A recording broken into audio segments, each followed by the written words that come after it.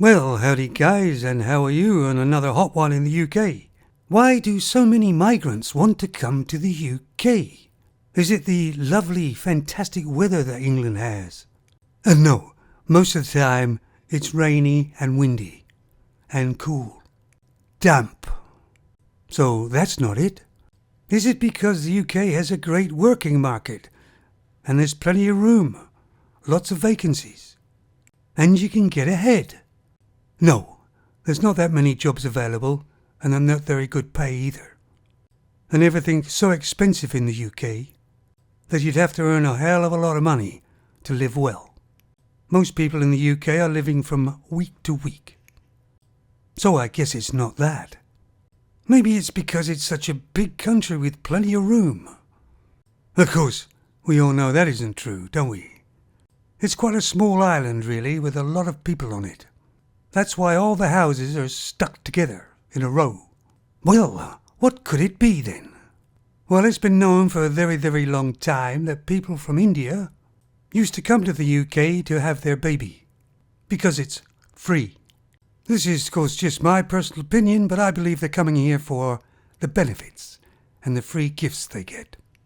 Some people in the UK are on the housing list for years, but these people come from outside and get a house immediately, and get given all the gifts, bypassing the person that's actually born and bred in the UK.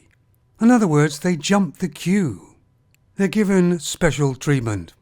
Of course, this sort of thing, word of mouth, gets around, and they tell all their friends. It's the same when you go to a place and it's really nice and cheap. Very soon they're all sold out for months. In other words, the UK is an easy touch. I believe in Australia they get turned around before they land, so you don't see so many boats going there. And really, to be honest, most of these people just want a better life. Well, don't we all? But it's caused a problem in the UK, because people have seen these people come in illegally and been given preferential treatment. And the people that were born and bred in the UK have not. They're still struggling. Some of these people are so many of them, they take over a whole village. And a lot of people feel that they're gradually being taken over.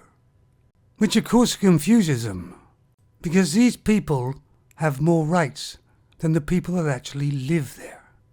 Whichever way you look at it, somebody has to pay for these people, because they're not paying themselves, are they?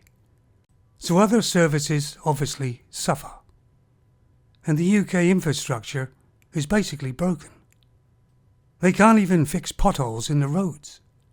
I myself personally don't dislike somebody because they're from an ethnic background. I've always been the same throughout my life. It's who that person is that counts to me, and you can get good and bad in every human. But even to me it feels like the country's being taken over without a shot being fired. I guess you've got to ask yourself, why and how is this happening? Well, weak, ineffective government. I mean, what government puts other people from outside of the country, makes them more important than the people that are actually living in the country they're governing? To me, the future of the UK looks very, very bleak. Even when I go just for a short trip to go get groceries or something, there's more people speaking a foreign language than there is English. And they're not holiday makers. It's always been the place for the haves and have-nots, class distinction. But every day more have-nots are being created. Even the people now that have some money are feeling the pinch, because now they're having to pay for the lives of somebody else who hasn't contributed in any way. It's no wonder a lot of the UK people are angry. Anyway, guys, what do you think? I know it's a touchy subject, because I'm not allowed to say anything about it normally. But the noise has become so loud, I don't think they'll be able to keep it quiet. Of course, I could be wrong. So if that's the case, goodbye, fellas. See ya.